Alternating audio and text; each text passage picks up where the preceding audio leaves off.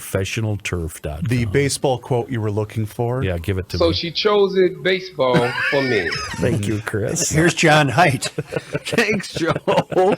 You guys just yard shamed me, I'm very Well, hurt. I mean, come on, you cheapskate. Jeez. No, he's what was the word, Joe? He's Penurious. And Scenarios, they're not expensive. We talked. I know. Yeah. I'm doing the I front gotta yard. tell you Trust that me, part. I'm aware. I got to tell you, that part astonished me. Well, it actually scared Such. He's like, "Are these guys legit? They're not charging enough. Are they going to do the whole yard? They did charge me more. Really, I'm serious. I was very surprised. Very surprised.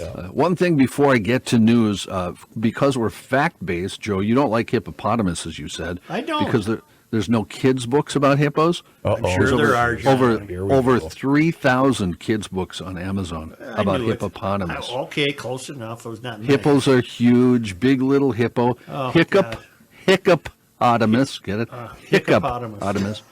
Angry or happy hippo, angry John, duck. John, Hilda must be a dancer. John, I got the idea. Oh, okay. All right. Yeah. I'll stop then. In news. This news, by the way, brought to you by ProfessionalTurf.com. Governor Walz has rescheduled his State of the State address for Sunday evening. It had been postponed after he went into quarantine after possible exposure to COVID. He will deliver the speech from Mankato in a classroom where he used to teach. He is in quarantine until tomorrow. A Minnesota power worker died after experiencing an electrical contact at an Iron Range substation, according to WDIO TV. According to WDIO, the incident happened near Bovey. Emergency responders were called to the scene. The worker was taken to a hospital in Grand Rapids before being transferred to a Minneapolis hospital. His identity has not yet been released. Minnesota Power stated it has halted work at the substation in order for an investigation to take place, and they say they'll be cooperating with the Occupational Safety and Health Administration, or OSHA. A bill in the Minnesota Senate calls for a $3 million direct settlement payment to the family of Joseph Gahm. You might remember he was the 45-year-old corrections officer murdered by an inmate in 2018. Senator Karen Housley said Gahm was a sitting duck that day in July when inmate Edwin Johnson snuck up behind him and beat his head with a hammer. Housley says there's evidence the prison workshop where Gahm was stationed that day was unsafe and understaffed that day. Gahm's sister says she believes the inmate who murdered her brother, Edward Johnson, should not have been in the Stillwater Correctional Facility.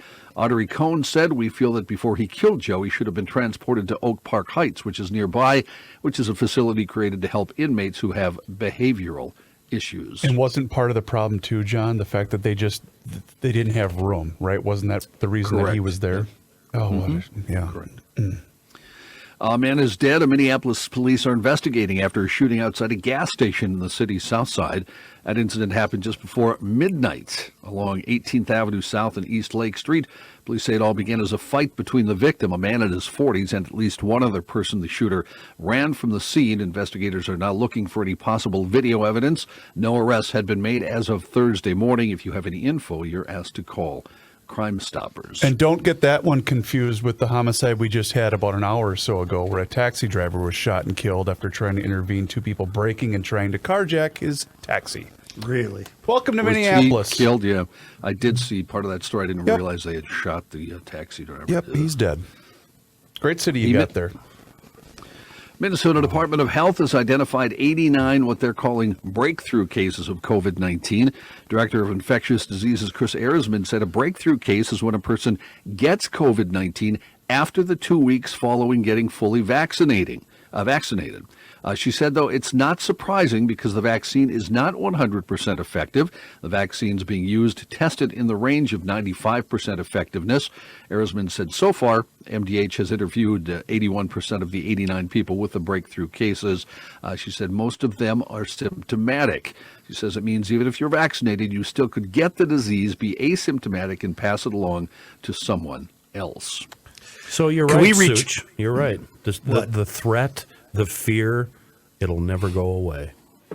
Can we return to the shooting last night, John? Yes. Just give me the basics of that again.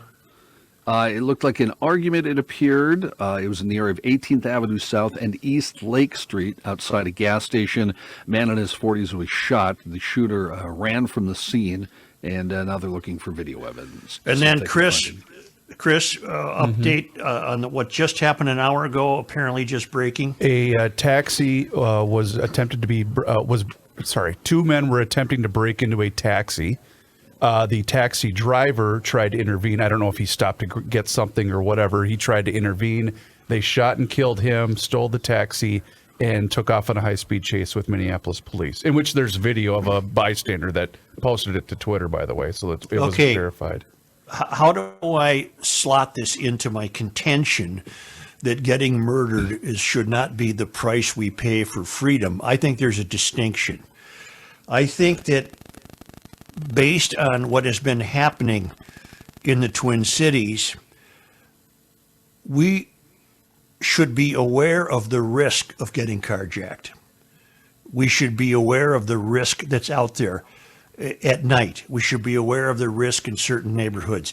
I distinguish these unfortunate deaths from examining a head of lettuce in a produce aisle.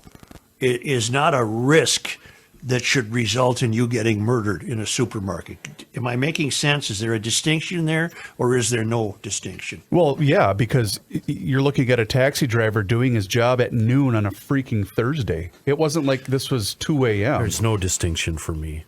I refuse to make that distinction. All right. So then we can say that in both these cases, their deaths were not the price you should pay for freedom. If we're going to agree that you shouldn't be murdered for examining lettuce in a produce aisle, you also shouldn't be murdered for trying to keep your car or whatever the argument was at the gas station. But it does go back to what Kenny said earlier. In the case of this taxi driver, just let him take the vehicle. So what's your point here, Joe? Well, I thought I had a point if there was a distinction, but if there's no distinction, I don't have a point. Yeah, well, it's criminal. It's criminal behavior. Right. Your car is not worth your life. Let him take it. That's, Neither is a head of lettuce. That's true, Chris, but, Your instincts kick in, and you probably think you're not going to die. You probably think, hey, get out of here. I got to keep my car, That's man. a This is good how I make a point. living. All right. John.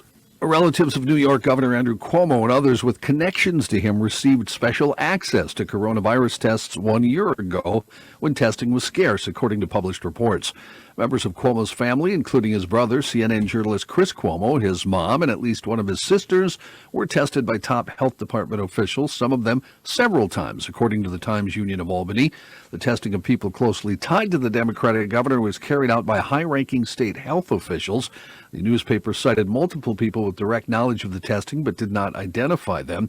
Rich Azzopardi, a spokesperson for Cuomo, did not deny that the administration had extended special treatment to people close to the governor, but sought to dispute the notion that it was wrong. Liquorlyles, the proudly seedy Hennepin Avenue dive bar in South Minneapolis, is up for sale for the first time in nearly half a century. One of the owners, Ken Meshbesher, said that if somebody comes up with a figure, we'll sell it. We haven't set a price. That's as far as we are. Meshbesher said he prefers that any future ownership continue operating the bar's Lyles. It has been closed since the coronavirus pandemic set in a year ago and will remain that way until it is sold.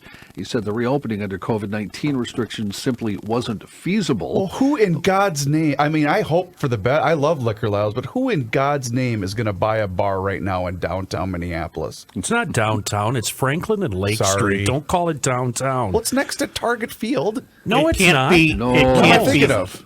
No, You're thinking of Lee's Liquor Oh, Lounge. that's Stop what I'm thinking it. of. I'm sorry. It can't be Franklin and Lake. They run in the same I'm sorry, direction. Franklin. You're right. Franklin and Hennepin. I'm sorry. You're right. Yeah. I don't think I've ever been in Liquorlyles. Oh my God, which story do you want? Oh, I don't want any. I don't want any. yeah, that's probably best. The Thank best you. one. That's the one I want off the air. The Windowless Bar with the throwback red vinyl seats and the neon exterior opened back in 1963 by Lyle Dorian, a longtime member of the Metropolitan Sports Area Commission who helped drum up $1.2 million in bond sales to help build Metropolitan Stadium in Bloomington. Dorian died in 1991 at age 82. He had sold the bar in 73 to a group that included Meshbesher and his brother, noted attorney Ron Meshbesher, and Russell Spence. Ron Meshbesher died in 2018. A lot of famous folks have hung out there. Carol Evan anchor Paul Majors Musicians Paul Metsa and Lori Lundeen and actor-comedian Tom Arnold were known to drink there. What? Give me a In break. Irish I knew that was coming. An Irish wake was held there for New York Times journalist David Carr, who died back in 2015. Carr was cool and a frequent, Carr was in Lyle's a lot. Did you read Carr's book? It's harrowing but fascinating. I did not. Anyway, it's wonderful. Just his life story, basically, and all the problems. I knew drugs. David before he quit drinking. He was he was a professional. Let me say that. The lack of windows brought a consistency to the interior environment, according to the regulars. Noon or midnight, the drinking and dining space never gave away the time. 22-year-old man who police say went into an Atlanta grocery store carrying a rifle and was later found to have 6 guns and body armor was arrested yesterday. Nobody was injured. They're not sure what was going on and if the man had a motive to be there with all those guns. Rico Marley was booked into the Fulton County Jail on 11 charges, including 5 counts of criminal attempt to commit a felony and 6 counts of possession of firearm or knife during commission of or attempt to commit certain felonies. It all happened about 1:30 in the afternoon at Publix Supermarket. A man went into a bathroom in the store and officers were waiting for them when he came out of the bathroom.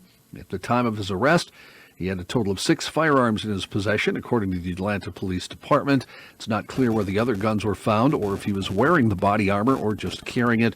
A photo showed 2 long guns and 4 handguns. A witness told ABC affiliate WSB-TV he saw the man with what he described as an AR-15 rifle in the bathroom, and the weapon was leaned up in the stall of the bathroom and not in any kind of gun case. Well, then what happened? Were the police alerted by the guy in the bathroom? Yeah, the guy in the bathroom called police. By the time the fella came out of the bathroom, the police were there waiting for him. So, all right. And is that all we know at this time? That's all we know. We have no motive or why he was there. Good. With the guns. Good. John, are you going to mention the president's press conference in your newscast, by the way? I don't know what would you like me to mention. It's apparently a roaring dumpster fire at this point. Well, see, now, are you on Twitter? Because on Twitter, I'm seeing the opposite. Okay. Well, we know what accounts you're following, don't we? I'll put it this way. Here was one of President Biden's answers. With regard to the filibuster, I believe we should go back to a position of the filibuster that existed just when I came to the United States Senate 120 years ago. With regard to the filibuster... Wait. No. That's Okay, do you have any more? I think it's being funny there. Not edited. With regard to the filibuster, I believe we should go back to a position of the filibuster that existed just when I came to the United States Senate 120 years ago. No, come on, Chris. Do you have any more, Chris? I'll see if I can find some I'm going more. with comedy on that one, Chris. Sorry. Yeah. At some point, I got to stop going with gaff. Chris, you got to stop being one of those conservative types that just Really? buy into every little thing. All right. But give me another one. Okay, here. Let me see. Let me see if I got Well, he's this calling one. Harris President Harris. Yes. Oh, well. The best way to get something done, if it holds near and dear to you that you like to be able to. Anyway, No. we're going to get a lot done. Oh, is that real? Oh, Keep going, Chris. that makes the second Bush look like a grand orator. Honestly, I can't remember if we talked about this on the air or off the air. I actually do feel bad for him because what they're making him. that can't be real. It's unedited. That's It's not the guy running our country. Yes, it is. I'll see if I can find more, but yeah, that's what I'm saying, John. It's not going well. Okay, yeah. I don't see any clips, but all I'm seeing is people praising him. Where are you getting this? What's your source? There's a White House reporter that I followed, and she's just posting clips. She's Really? there. She's sitting there. Yeah. Huh. Anyway, Wow. I'll watch it later. I was going to say I wish I could be watching it, but You're doing I'll a show. catch it later. This story has it all. Creepy, weird, confusing. There's going to be a lot of questions after I read this one, okay? Sophia the Robot has interviewed Germany's chancellor.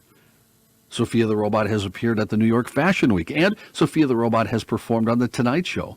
Okay. Now Sophia has made a splash in the art world by auctioning off a digital work that Sophia the Robot produced in collaboration with a real-life Italian artist, and it sold on Thursday for almost $700,000. The sale Here's the part that will get interesting, I think. The sale is the latest twist in the frenzied market for ownership rights to digital art and media called NFTs, or non-fungible tokens. Company affiliated with the robot manufacturer said the sale, which took place on Nifty Gateway, a site for buying and selling NFTs that was founded in 2018, may have been the first NFT sale of an artwork produced in part by artificial intelligence. What are NFTs, you're asking yourself? Well, they're stamped with a unique bit of code that marks their authenticity, and they're stored on a blockchain, the distributed ledger system that underlies Bitcoin and other cryptocurrencies. The NFT market is exploding as cryptocurrency enthusiasts try to cash in on the trend, even as skeptics warn that the market is a bubble. Some recent sales have eclipsed prices fetched for physical artworks by some of the world's best-known painters. Got all that? Yeah, here's typical of what might be being said about Biden on Twitter. Tim Miller, retweeted by George Conway, hasn't praised Nazis, hasn't praised Putin, hasn't praised his own mental acuity by recalling the phrase person, woman, man, camera, TV, hasn't gratuitously insulted anyone, and hasn't suggested injecting anything into the body. So I think That wasn't funny or clever. Right, but I think what you're going to see is that the hatred for Trump was such that that Biden will be seen in a completely different light. Yeah, we've been seeing a lot of that in the last few months. Yeah, and George Miller, who I enjoy, not George Miller, George Conway, who I enjoy, was notoriously found Trump a foul human being. So right. I don't think George Conway is going to have anything bad to say about a Biden press conference. Right. Probably not. Yeah, I would think not. A long-lost experimental turbine-powered Ford semi-truck has been tracked down after being missing for 40 years. It was called Big Red. It made its debut at the 1964 World's Fair in New York, was one of several turbine-powered vehicles from that era that didn't pan out for production. The futuristic tractor-trailer was used as a promotional vehicle for several years before ending up in the hands of the Holman Moody NASCAR racing team in 1970. Oh, cool. Before the automaker retrieved it, it canceled its contract with Holman Moody and allowed the team to keep all of the Ford equipment it was currently in possession of. That included Big Red. Wasn't much it could do with the unique machine, though, so in the early 1980s, it sold the tractor to a lifelong fan of the truck, and that person still owns it today and wants to remain anonymous. Nobody had heard of the truck for years, but the magazine The Drive found and spoke to the man and learned that the vehicle was fully restored with a later turbine obtained from an engineer who had purchased the technology from Ford, but it hasn't been driven now in about 20 years. It's as ugly as can be. It is. It's huge. Yeah. It's huge. Yes. And it's a day cab, but it reminds me of the passenger trains we had in the 50s and early 60s. It looks just like one of those passenger trains. And it's a tandem hauler or dragger. Yeah. It currently resides in a custom-built garage, the whereabouts of which are unknown to all but a few people close to the man. He did tell The Drive he expects to make it public one day, suggesting it might end up in the Henry Ford Museum. Big Red's twin trailers were sold and put to use by other owners, but both of those remain missing. One quick thing. Someone has said that apparently the press conference had to start at noon because dinner was at 3.